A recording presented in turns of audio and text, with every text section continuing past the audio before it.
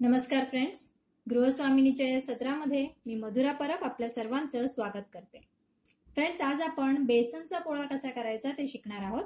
बेसनचा पोळा करण्याची कृती अतिशय साधी आणि सोपी आहे, ती आपण शिकून घेऊया. पण त्याआधी आपण जर माझा चॅनल सबस्क्राईब केला नसेल तर हा व्हिडिओ पाहण्याआधी आपण नक्की चॅनल सबस्क्राईब करा.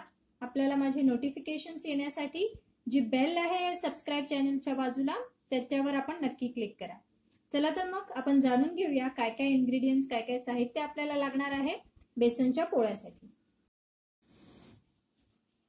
तर बेसनचा पोळा करण्यासाठी आपण सर्वप्रथम इथे एक बाउल बेसनचं पीठ घेतलेलं आहे. चण्याचं पीठ म्हणजे आपण बारीक घेतलेलं आहे. त्याच्यानंतर आपण तेल घेणार आहोत. त्यानंतर आपल्याला लागणार आहे आलं लसूणची पेस्ट. मी यामध्ये वापरते, पण हे ऑप्शन आहे. आपल्याला जर वापरायची नसेल किंवा अवेलेबल नसेल तर हे आपण नाही वापरलं तरी चालू शकतं. या ठिकाणी कांदा घेतलेला आहे मी बारीक चिरून. कोथिंबीर घेणार आहे. मीठ आपण यामध्ये वापरणार आहोत. त्याचबरोबर यामध्ये आपण हळद आणि लाल तिखटाचा वापर करणार आहोत. लाल तिखट जर आपल्याला वापरायचं नसेल तर आपण हिरवी मिरची बारीक करूनही यामध्ये घालू शकतो. चला तर मग कृतीला सुरुवात करूया. बेसनच्या पोळ्यासाठी आपण प्रथम एका बाउलमध्ये हे बेसन घेणार आहोत. साधारण अर्ध मी या ठिकाणी बेसन वापरते. आता त्यामध्ये आपण कांद्याचा वापर करूया. अर्धा कांदा मी घालते. कांदा, कोथिंबीर हे आपण आपल्या चवीनुसार किंवा आवडीनुसार यामध्ये वाढवू किंवा कमी करू शकतो. कोथिंबीर घातली आहे. त्यानंतर आलं लसूणची साधारण अर्धा चमचा पेस्ट मी यात घालते. आता याच्यामध्येच आपण हळद घालून घेणार आहोत, साधारण पाव चमचा. लाल तिखटाचा वापर सुद्धा आपल्या आवडीनुसार आपण करूया. या ठिकाणी काही ठिकाणी या बेसनच्या पोळ्यामध्ये जिरं वापरण्याचा ही पद्धत आहे, तर आपण तेही वापरू शकता. त्याने एक छान वेगळी अशी चव येते.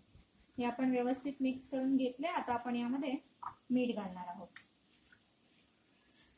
चवीपुरतं मीठ यामध्ये आपण घालतो आहोत.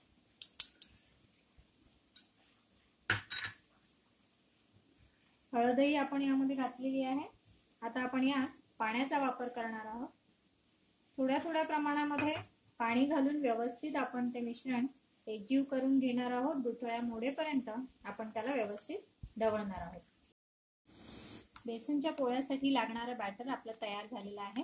हे फार पातळही नकोय आपल्याला आणि फार घट्टही नकोय. अपेक्षित अशी पेस्ट आता तयार झालेली आहे. आता आपण त्याला पॅन मध्ये पोळा काढून घेऊया. त्यासाठी एका बाजूला आपण पॅन गरम करायला ठेवलेला आहे. त्यामध्ये साधारण 1 चमचा आपण तेल ठेवलेलं आहे. तेल आता गरम झालेलं आहे. आता या तेलामध्ये आपल्याला हा पोळा घालायचा. व्यवस्थित त्याला सर्व बाजूला आपण पसरवून घेऊया. अशा पद्धतीने तेल याच्या चारही कोणांना लागून ते सुटेल असं आपण पाहायचं आहे. सर्व बाजूला लावून झालेलं आहे ते. आता आपण गॅस कमी करून झाकण ठेवून याला साधारण 2 मिनिटं वाफ देणार. साधारण आपण याला 2 मिनिटं वाफवून घेतलेलं आहे. आता आपण हे एका बाजूने सावकाश परतता येतंय की नाही हे आपण चेक करूया आणि मग त्याला अलगद आपण पलटून घेऊया. आता मी गॅस थोडा मोठा करून ठेवलाय आणि याला काट्याने आपण लहान लहान होल पाडून घेणार आहोत, जेणेकरून तो आतून व्यवस्थित नीटसर शिजून येईल. आणि आपल्याला हा खरपूस असा शिजवायचा आहे, त्याच्यामुळे त्याची चव आणखीन छान वाढते. आता हा बेसनचा पोळा आपण व्यवस्थित खरपूस दोन्ही बाजूला शेकून घेतलेला आहे छानपैकी. आता आपण तो काढून घेऊया आणि सर्व करूया. अशा पद्धतीने सोप्या पद्धतीने चमचमीत असा बेसनचा पोळा आपल्यासाठी तयार आहे. आपण नक्की रेसिपी ट्राय करा. आपल्या सर्वांना नक्कीच आवडेल. आणि नेहमीप्रमाणेच आपले कमेंट्स, आपले सजेशन्स मला नक्कीच अपेक्षित आहेत. ते माझ्यापर्यंत पोहोचवा आणि माझं चॅनल सबस्क्राईब करायला विसरू नका. थँक्यू.